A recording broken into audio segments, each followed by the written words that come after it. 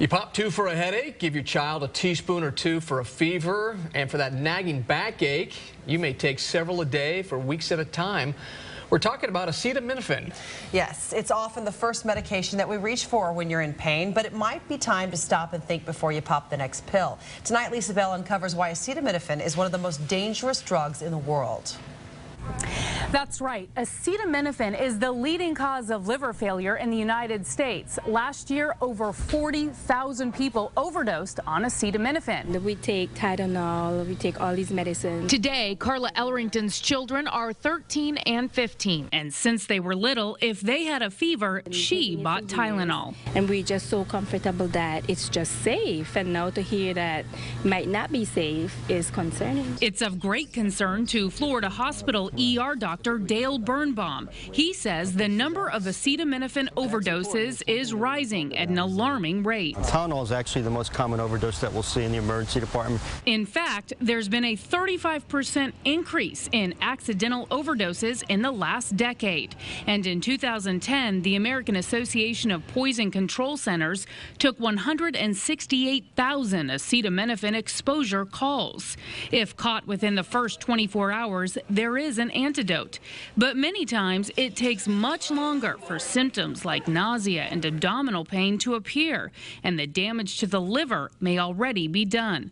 Transplant surgeon Nicholas Prosopoulos warns when it comes to acetaminophen, more is never better. When the doctor, for example, says take an aspirin, doesn't mean take the whole bottle. One can be enough. The same thing with acetaminophen. But it's not just taking too much Tylenol. Walgreens pharmacist Dennis Pustinger says we often combine products that contain acetaminophen without realizing it. Acetaminophen was thought of as a safe drug for so long that it was put into flu medications, migraine medications, cold medication. When you combine medications like taking Tylenol for a headache along with Robitussin for a cough without calculating the total amount of acetaminophen over a few days, it can be too much. Acetaminophen has a narrow therapeutic window between what is helpful and what is harmful. That's why the FDA is expected to mandate changes to maximum daily doses this summer.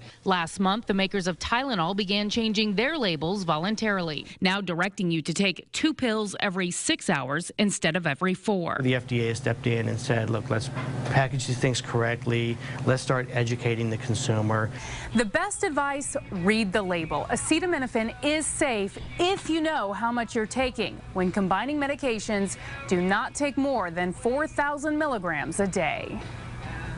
All right, thank you, Lisa. And remember, most importantly, when you're dosing children, it is critical to use the syringe or that little plastic cup that actually comes with the medication.